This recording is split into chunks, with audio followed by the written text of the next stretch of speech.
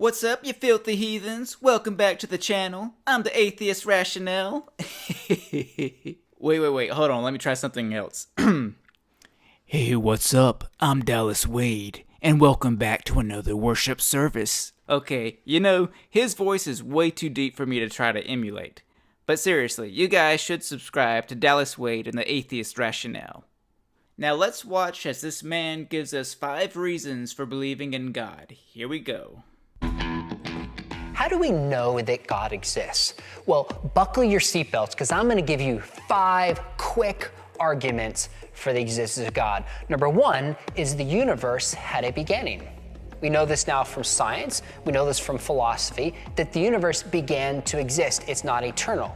Therefore, there must be a cause outside of the universe that's personal and powerful and intelligent, spaceless and timeless. That sounds a lot like God. The beginning of the universe points towards a beginner. Although I completely disagree, I can at least understand your reasoning that a spaceless, timeless, powerful thing or force caused the Big Bang. However, I don't understand how you can conclude that this creator thing is personal. How does that logically follow? If the cause of the universe was something intelligent, it doesn't mean it's personal. And even if it is a personal force or God, what makes you think it cares anything about you or the universe you and I are made of? Even if we assumed the universe was intentionally created, the creator could now be inactive, apathetic, dead, or in some other realm far, far away from us. For all we know, if this creator exists, we could be nothing more than a memory. We could be alone and forgotten like yesterday's trash. Now let me ask you, have you ever made a painting or built something big or small and then forgot all about it? Maybe you either didn't like it after it was finished, or maybe you liked it at first but then went on to bigger and better things and left it behind. As you can hopefully see, deism doesn't get you to theism as easily as you would like. In the words of the late Christopher Hitchens, you still have all your work cut out for you. Second, what we call the fine-tuning of the universe. There are certain universal laws of physics and cosmology that exist on a razor's edge. And they all have one strange thing in common. If these laws of, say, like gravity were the slightest bit different, our universe could not exist. Yet they're all set right where they need to be to allow the existence and sustenance of complex life. The fine-tuning of the universe points towards a fine-tuner. Your argument is basically this: I'm alive, therefore God. That's literally all you're saying, but with science word salad. Another way of looking at your argument is by considering The Mud Puddle by Douglas Adams. To paraphrase, he said something like this: imagine a puddle wakes up one morning and thinks, "This is an interesting world and hole I find myself in. It fits me so well. In fact, it fits me so perfectly well that it must have been made to have me in it." And think about it, if the laws of gravity and the rest of the universe were different, that doesn't mean life wouldn't exist, it just means life as we know it to be wouldn't exist. And you know what? That strange life would probably say the same nonsense you're saying right now. Third, DNA. Do you know how much information is inside the DNA in your body? I saw one study that said the amount of information in one cell in your body is equivalent of about 500,000 movies. That's 500,000 movies. Can you imagine? Now the question is, where does that information come from? Can't be explained by evolution, can't be explained by chemicals or time. Whenever we see information, a sign that says stop, we say a person put it there. So just as the information in a book points towards an author, the information in DNA points towards a mind or an author of life. Someone, something, or some God created DNA? Let me guess, it's the same exact God you believe in who created it, right? Let's be honest. You're only saying this because DNA is so complex you don't understand it. I don't understand, therefore, God. Fourth, the moral argument. Basically, it has 2 premises. Number 1, if there's objective moral values, God must exist. There are objective moral values, therefore God exists.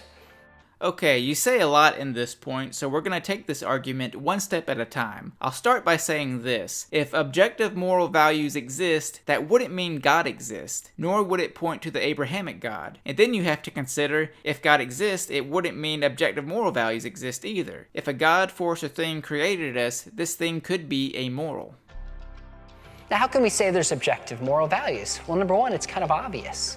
We all know that torturing an innocent child for fun is wrong. We all know that. It's obvious. You Christians really make it too easy. Straight from the Bible. Give them, O Lord, what will you give? Give them a miscarrying womb and dry breasts. They will fall by the sword. Their little ones will be dashed to the ground. Their pregnant women ripped open. He sacked Tipshah and ripped open all the pregnant women. Now go and attack Amalek, and utterly destroy all that they have, and do not spare them, but kill both man and woman, infant and nursing child, ox and sheep, camel and donkey. Happy is he who repays you for what you have done to us, he who seizes your infants and dashes them against the rocks.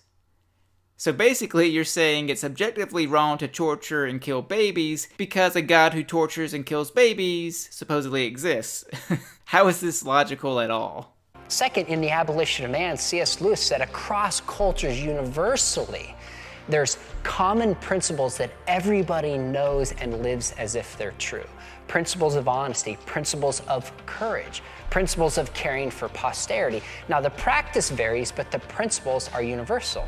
So if there is an objective moral standard, and it seems to point towards God, I mean, after all, this points to a standard outside of human beings, to a universal law that we're supposed to follow, there must be a God. So if there's a moral law, it points towards a moral law giver. There are so many ways to address this. I couldn't decide which argument to use, so I'm just going to use all three of them. Argument 1. Hey, all across the world in various cultures, people love water. They drink it when they're thirsty. It's as if they need it or something. Therefore, God. Argument 2. All across the world in various cultures, people tend to really like to wear stuff on their feet, like shoes, sandals, flip-flops, foot jewelry, and so on. Therefore, God. Argument 3. Empathy is an evolutionary byproduct of imagination. We feel each other's pain because we can imagine what it's like. Therefore, we try to do what reduces the most amount of pain and what brings about the most amount of joy. It's almost like there's no baby-killing God necessary or something. And last, I think one reason to believe there's a God is because of the resurrection of Jesus Christ. Jesus claimed to be God in human flesh. He died on the cross. The tomb is empty. We have radical accounts of Jesus appearing to people. And then our first witnesses who were willing to die for this conviction. People willing to die for their convictions is not a good argument. Need I remind you of 9/11? Islamic terrorists are human beings who feel so strongly about their God that they are willing to murder and die for him. So obviously, strong convictions about a delusion isn't good evidence. To your next point, where can I find these radical accounts of Jesus appearing alive to so many people? Let me guess, in the Bible? Pass. As for your next point, for the sake of argument, let's say there really was a man named Jesus that lived back then. That's fine. Now let's say this Jesus died and came back to life after 3 days of being dead. Well, there's a couple ways to look at this, and that's only if you assume it actually happened. 1. There have been many cases where supposedly dead people were put in coffins and buried. However, one small detail, these people were still alive. We know this because of scratch marks from the inside of coffins. I doubt it happens much if at all these days, but burying people alive that you thought were dead used to be a thing. Jesus could be one of these examples. 2. The resurrection could have been a trick or an elaborate hoax.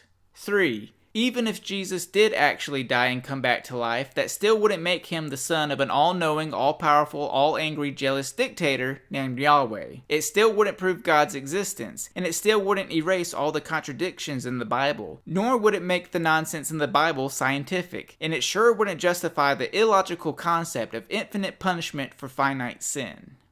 So here it is. The beginning of the universe points towards a beginner. The fine-tuning of the universe is best explained by a fine-tuner. The DNA, the information, points towards an author of life. A moral law points towards a moral law giver. And the resurrection of Jesus Christ tells us that that God entered into human history. We have good reason to believe that God exists. No, we really don't. It's embarrassing that someone can have a PhD like yourself and still be so delusional.